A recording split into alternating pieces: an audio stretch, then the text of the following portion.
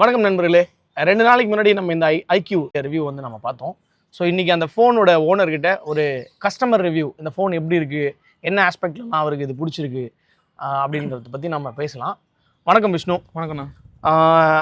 எதனால் இந்த ஐக்யூ 10 வாங்குனீங்க? இது நம்ம வாங்கின காரணம் என்னோட ஒர்க்கு தான். ஏன்னா இப்போ நான் ஒர்க் பண்ணுறப்போ மொபைல்லேயே ஒரு திடீர்னு 5 அப்ளிகேஷன் ஓப்பன் பண்ணுவேன், எக்ஸல் ஓப்பன் பண்ணிட்டுருப்பேன், நெட்டில் ஒரு ஃபைல் ஒர்க் பண்ணிகிட்ருப்பேன், கான்ஃபரன்ஸ் காலும் போயிட்டுருக்கோம். பர்ஃபார்மன்ஸ் அதிகமாக இருக்கும் நான் யூஸ் பண்ணுற என்னோடய ஒர்க்குக்காக. ஸோ அதனால இந்த மொபைல் நான் சூஸ் பண்ணேன். இதில் அந்த பர்ஃபார்மன்ஸ்லாம் அதிகமாக இருக்குன்னு சூஸ் பண்ணது. சரி, இல்லை நீ கேம் விளாடுவீங்களா? நான் கேம் விளாடல.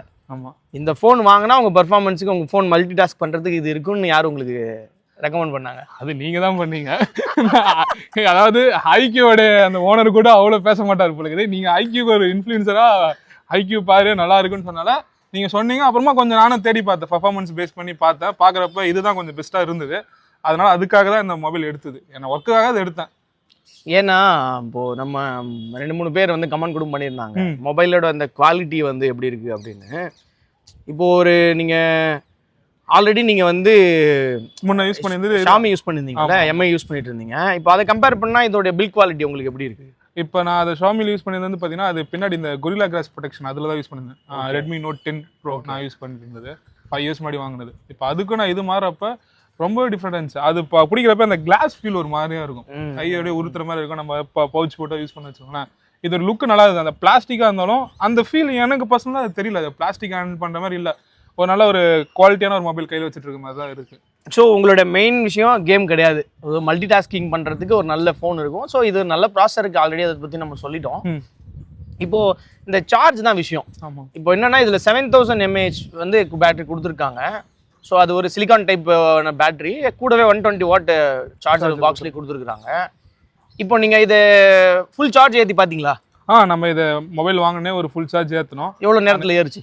ஒரு 40 மினிட்ஸில் ஃபுல் சார்ஜிங். 40? ஆமாம், மேக்ஸிமம் 40 மினிட்ஸில் ஃபுல் சார்ஜிங் ஆகுது. நம்ம ஓகே, எதிர்பார்த்தோட ரொம்ப அதிகமாக இருக்குன்னு தோணுது எனக்கு. 40 மினிட்ஸில் ஆகுது. இல்லை அன்றைக்கி நான் அந்த மொபைல் வாங்குறப்ப இதில் பர்சன்டேஜ் இருந்திருக்கும், அதனால் 40 ஏறிச்சு. மேக்ஸிமம் ஏன்னா 40 தான் ஏறுது. 40 எனக்கு ஃபுல் சார்ஜ் ஆகுது. ஏன்னா ஃபுல் டவுன் வாங்கி வரைக்கும் நான் போட்டது கிடையாது, போட்டது இல்லை. 0 வந்து நான் போட்டது கிடையாது. அதனால சரி, இப்போ நீங்கள் இப்போ வந்து 100% ஏற்றிட்டு நெக்ஸ்ட் சார்ஜ் எவ்வளோ நாள் கழிச்சோ இல்லை எத்தனை மணி நேரங்கள் கழிச்சு போட்ட ஞாபகம் இருக்குது? மேக்ஸிமம் ஒரு 12 hours அபோ அது மேலே தாண்டி தான் நான் இல்லை. இது என்னன்னா இப்போ 5000 mAh பேட்டரி இருக்கிற ஃபோனே வந்து நமக்கு வந்து மாடரேட்டான யூஸுக்கு வந்து கண்டிப்பாக ஒரு நாள் முடியும் போது நமக்கு வந்து ஒரு 30% 35% சார்ஜ் வந்து இருக்கும் மாடரேட் யூஸுக்கு. ஹெவி கேமர்ஸுக்கு கண்டிப்பாக ஒரு நாளைக்கு 2 டைம் சார்ஜ் பண்ணுற நிலைமை இருக்கும். இப்போ நான் அதை போல் ஒரு நாள் முடியும் பொழுது நைட்டு நீங்கள் ஒரு 10 மணிக்கு போயிட்டு ஃபோன் வைக்க போகிறீங்க அப்படின்னா அந்த 10 மணிக்கு எவ்வளோ % சார்ஜ் இருந்தது உங்களுக்கு? இல்லை, எனக்கு வந்து நியர் ஒரு 45% கிட்டே இருக்குது. ஏன்னா நான் பெருசாக வந்து ஜிபிஎஸ் இந்த ஆனில் இருக்கும். நான் ஒர்க்கில் போனால் நான் ஒர்க் முடிச்சுட்டு இருக்கும் 24 hours எனக்கு ஜிபிஎஸ் ஆனில் இருக்கும், ப்ளூடூத் ஆனில் இருக்கும், நெட்ஒர்க்கும் நமக்கு எனக்கு ஆனில் இருக்கும். நான் ஒரு 5G யூஸ் பண்ணுவீங்க? ஆமாம், 5G யூஸ் பண்ணேன், நெட்ஒர்க் ஆனில் இருக்கும்.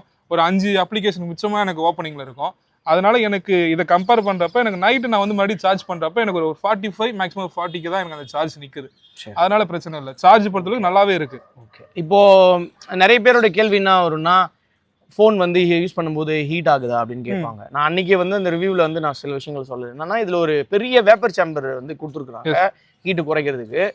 கண்டிப்பாக 120 வாட் சார்ஜர்ன்றதுனால சார்ஜ் பண்ணும்போது கண்டிப்பாக ஹீட் இருக்கும், ஃபீல் பண்ணி. ஆமாம், மொதல் வாட்டி இந்த மொபைலை வந்து நான் சார்ஜ் போட்டு எடுத்தோட கையில் வந்து நான் ஃபேஸ் பண்ணேன், என்னடா இது ஹீட் ஆகுது. நான் அப்புறம் ரிமூவ் பண்ண உடனே அது போயிடும். ஆமாம், நான் என்ன ஹீட்டே ஆகாது, நான் ஹீட் ஆகுது மொபைல்னா. சரி, மொபைல் யூஸ் பண்ணும்போது ஹீட் ஆகுதா? இப்போ நீங்கள் ஜிபிஎஸ் இருக்குன்னு சொல்கிறீங்க, கண்டிப்பாக வந்து ஜிபிஎஸ் ஆனில் இருக்கும்பொழுது நம்ம வந்து ஏதாவது வந்து மேப்பில் சர்ச் பண்ணும்போதோ வந்து ஃபோன் கண்டிப்பாக வந்து வார்ம் ஆகும். ஹீட்டுன்னு சொல்ல முடியாது, அதை நம்ம வார்ம் ஆகும். அப்படி நீங்கள் வந்து ஃபோன் வார்ம் ஆகி இல்லை ஹீட் மாதிரி நீங்கள் சென்ஸ் பண்ணியிருக்கீங்களா? இல்லை, அது போல் வந்து நான் பார்க்கல. ஏன்னா இப்போ நான் ஜிபிஎஸ் ஆனில் இருக்கேன். நம்மளுக்கு வந்து ஒர்க் பேஸில் வந்து பார்த்தீங்கன்னா அவுட்டரில் ஒர்க் பண்ணி ஆகணும். இண்டோர் ஒரு ரூம்குள்ளே ஒர்க் பண்ணுற மாதிரி நம்ம ஒர்க்கு கிடையாது. நம்ம இந்த ரோட் சைடு இந்த மாதிரி தான் நமக்கு அதிகமாக ஒர்க்கிங் இருக்கிறதுனால சன்லைட்டில் நம்ம யூஸ் பண்ணுற பர்ஃபார்மன்ஸு அந்த டைமில் ஹீட்டிங் வந்து இல்லை. நான் முன்னே யூஸ் பண்ணியிருந்த அந்த எம்ஐ வந்து அது எம்ஐயை பற்றி தெரியும், அந்த எந்த அளவுக்கு ஹீட் உங்களுக்கு வருன்றது. இது அந்த மாதிரி ஹீட்லாம் கிடையாது, நார்மலாக ஒரு மொபைலில் ஹோல்ட் பண்ணி யூஸ் பண்ணுற மாதிரி தான் இருந்தது. இப்போ நீங்கள் வெளியில் வந்து இதை யூஸ் பண்ணுறேன் அப்படின்னு சொன்னதுனால இதோடைய பிரைட்னஸ் வந்து பீக் பிரைட்னஸ் 5000 nits வந்து கொடுக்குறாங்க. ஆமாம். ஸோ அன்றைக்கி நான் சொன்ன ரிவ்யூவில் சொன்னேன், அது வந்து ஆட்டோ மோடில் ஹெச்டிஆர் மோடில் போகும்போது 5000 nits வந்து பீக் ஆகும்.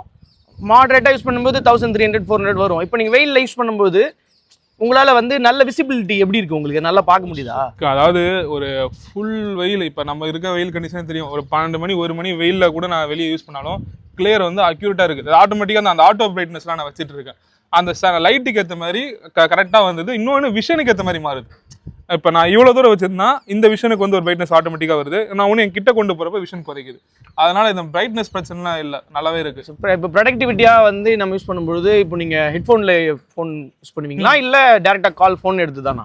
நான் இல்லை, இப்போ மேக்ஸிமம் வந்து ஏதாவது ஒரு கான்ஃபரன்ஸ் கால் அந்த மாதிரி நான் மட்டும் தான் நான் ஹெட்ஃபோன் யூஸ் பண்ணுறது. நார்மலாக அப்போ கால் குவாலிட்டி எப்படி இருக்கு? பக்காவாக இருக்கு, நல்ல ஒரு கிளியராக. எதுவும் இன்டர்ஃபியரன்ஸ் இல்லை வந்து ஆக்சுவலாக அது ஒரு இப்போ நான் யூஸ் பண்ண ஒரு 2 டேஸில் வந்து இந்த 5Gல கொஞ்சம் ப்ராப்ளம் இருக்கு. நம்ம யூஸ் பண்றப்ப இந்த 5G, ஏன்னா நம்ம ரேடியன்ஸ்ல கொஞ்சம் 5G ப்ராப்ளம் இருக்கு. சென்னையில யூஸ் பண்ணும்போது கிறிஸ்டன் கிளியரா கால் பேசுறது சூப்பரா கேட்டுது. ஏன்னா நான் 1 டே ஃபுல்லா சென்னையில இந்த மொபைல் யூஸ் பண்ணியிருந்தப்ப நல்லா இருந்து. நம்ம ஊர்ல கொஞ்சம் இந்த 5G பிரச்சனை இருக்கிறதுனால அந்த இது ஓவராலா கால் குவாலிட்டி நல்லா இருக்கு, சூப்பரா இருக்கு கால் குவாலிட்டி. சரி, என்டர்டைன்மெண்ட்டுக்கு ஒரு ஏதாவது ஒரு இப்போ ஒரு யூடியூப் கண்டென்ட் பார்க்கும்பொழுது, ஏன்னா இது வந்து ஸ்டீரியோ ஸ்பீக்கர் இருக்கு, டவுன் ஃபயரிங்கும் டாப் ஃபயரிங்கும் இருக்கு, அது அந்த டைம்ல எப்படி இருக்கு? அந்த ஏன்னா இது இந்த இதோடைய டிஸ்பிளே வந்து ஒரு 144 ஹெர்ட்ஸ் நல்ல டிஸ்பிளே, ஒரு நல்ல ஒரு பவர்ஃபுல்லாக நல்ல பிரைட்டஸ்ட் டிஸ்பிளே. ஸோ இதில் இன்டிஸ்பிளே இருக்குன்றதுனால ஒரு நல்ல பேனல். ஆமாம், என்டர்டைன்மெண்ட் பர்பஸ்க்கு எப்படி இருக்கு உங்களுக்கு? ஏதாவது ஒரு படம் பார்த்தீங்களா இல்லை ஏதாவது ஒரு யூடியூப் கண்டென்ட்? இப்போ யூடியூப்ல வந்து நான் ரெகுலராக ஒரு வீடியோ, அந்த ஒரு சாங் ஒன்று டெய்லியுமே கேட்பேன்னு வச்சுக்கோங்களேன். அதை நான் முன்ன இருந்த மொபைலில் கேட்டது இப்போ கேட்குறப்ப எனக்கு அந்த குவாலிட்டிஸ் நல்லா தெரியுது.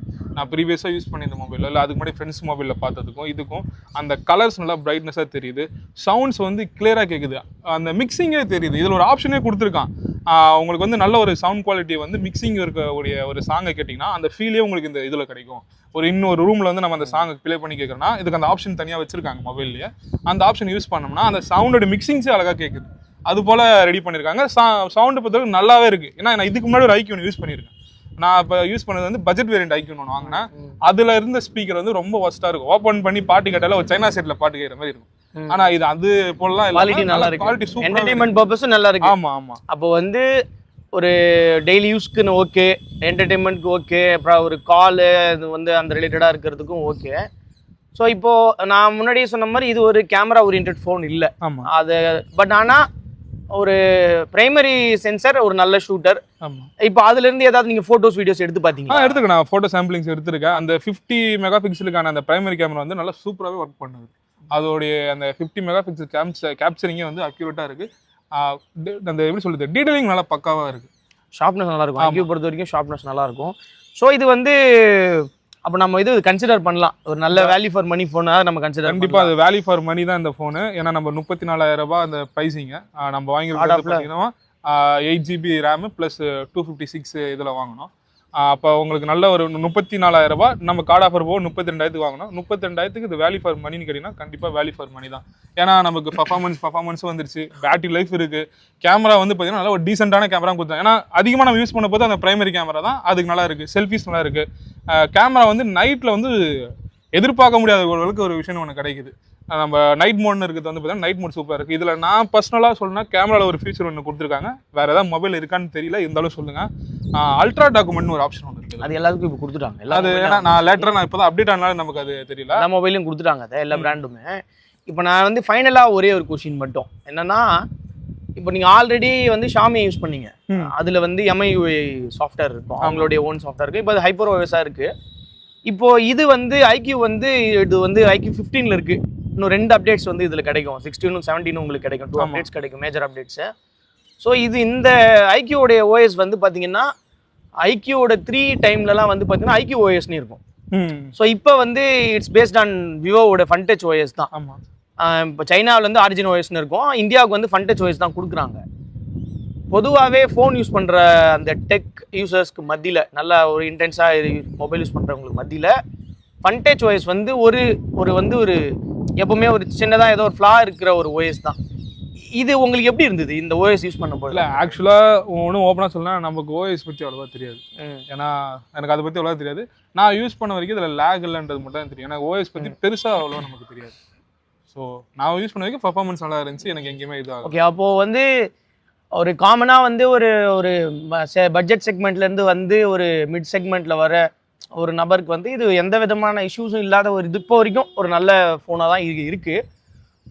நான் லாஸ்ட் வீடியோவில் அது நான் சொல்லலை, ஏன் அப்படின்னா அதை ஸ்கிப் பண்ணிட்டேன். நான் என்னென்னா ஃபன்டச் ஓஎஸ் வந்து ஆண்ட்ராய்ட் 14லேருந்து 15 பண்ணும்போது கொஞ்சம் டெவலப் பண்ணியிருந்தாங்க. ஆர்டிஃபிஷியல் ஏஐ வந்து யூஸ்டு வந்து கொஞ்சம் இம்ப்ரூவ் பண்ணியிருந்தாங்க. பட் ஆனால் இன்றைக்கி இருக்கிற மார்க்கெட்டில் இருக்கிற மற்ற பிராண்ட்ஸை வந்து கம்பேர் பண்ணும் பொழுது இந்த ஃபன்டச் ஓஎஸ் வந்து அந்த அளவுக்கு எக்ஸலண்ட்டாக இருக்கா, நிறைய வந்து ஃபியூச்சர்ஸ் வந்து ஏஐ ஃபியூச்சர்ஸ் நிறைய கொடுத்துருக்குறாங்களா அப்படின்னா இல்லை. டு பி ஹானஸ்ட் சொல்லணும்னா இல்லை தான் சொல்லணும். ஏன் அப்படின்னா இப்போ நான் வந்து எந்த லைக்கி 12லேயுமே வந்து ஆண்ட்ராய்ட் 15 தான் இருக்குது. இப்போ உங்களுதுலேயும் அதே இருக்கும். காமனாக இன்றைக்கி எல்லா ஃபோன்லேயும் வந்து நம்ம வந்து அந்த ஆப்ஜெக்ட் எரேசரு, அப்புறம் வந்து நீங்கள் சொல்கிற அல்ட்ரா டாக்குமெண்ட்டு, அப்புறம் வந்து இமேஜ் வந்து ரீசைஸ் பண்ணிக்கிறது, அப்புறம் வீடியோவில் வந்து நம்ம கரெக்ஷன்ஸ் பண்ணிக்கிறது, இதெல்லாம் வந்து நிறைய இதில் எனேபிள் பண்ணிட்டாங்க. அதை தாண்டி இன்னும் நிறைய விஷயங்கள் வந்து இப்போது ஓப்போவோட கலர் யூஸில், சாம்சங்கோட ஒன் யூவேல, நம்ம ஒன் ப்ளஸோட ஆக்சிஜனில், இது எல்லாத்துலேயுமே வந்து நிறைய ஃபீச்சர்ஸ் இருக்குது கம்பேரிட்டிவாக இதிலேருந்து கம்பேர் பண்ணால். ஸோ வரக்கூடிய காலத்தில் எதனாவது இம்ப்ரூவ் பண்ணுறதுக்கான வாய்ப்புகள் இருக்கலாம். நீங்கள் அந்த ஏஐ சொல்கிறப்ப இதில் நான் நோட் பண்ணது சேம் இது மற்ற ஃபோனில் இருக்கானதில்ல. நான் இதுக்கு முன்னாடி சாம்சங் ஃப்ரெண்ட் ஒருத்தர் வச்சிருக்கேன், அதில் யூஸ் பண்ணுறப்போ அதுலேயே இதை பார்க்கல. இன்டெலிஜென்ட் ஃபோல்டர்னு சொல்லிட்டு இது கேலரியில் ஒன்று கிரியேட் ஆகுது. அது ஆட்டோமேட்டிக்காக அது பண்ணுறாங்க. அது ஏன்னா புதுசாக இருந்துச்சு. நம்ம ஏன்னா டுவர்ட்ஸ் ஒரு 5 years கழிச்சு ஒரு மொபைல் மாறப்ப அது பார்க்க எனக்கு புதுசாக இருந்தது. இது எல்லாத்துலையும் எல்லா பிராண்டும் கொண்டு வந்துட்டாங்க. இப்போது எக்ஸாம்பிளுக்கு ஒய்ஃப்க்கு வந்து டெக்னோவில் கேமன் 30 ப்ரீமியர்னு ஒரு ஃபோன் வாங்கி கொடுத்தேன். அது 14 பேஸ்டு வந்தது. 15 அப்டேட் வந்ததுக்கப்புறம் எக்கச்சக்கமான ஏஐ ஃபீச்சர்ஸு, எதிர்பார்க்க முடியாத அளவுக்கு ஃபீச்சர்ஸு. ஸோ அது நல்லா இருந்தது. ஸோ அவ்வளோதான் மக்களே, இதுதான் வந்து இந்த மொபைலோட ஒரு கஸ்டமர் ரிவ்யூ. இப்போ அவருடைய எக்ஸ்பீரியன்ஸ்லேருந்து இந்த ஃபோன் வந்து எப்படியெல்லாம் வந்து இருக்குது, எல்லா ஆஸ்பெக்ட்லேயும் வந்து அவர் இதை எப்படி பார்க்குறாருன்றதை நம்ம வந்து கேட்டு தெரிஞ்சுக்கிட்டோம். மீண்டும் இன்னும் ஒரு நல்ல ஒரு டெக் ரிவ்யூவில் நம்ம சந்திப்போம். நன்றி.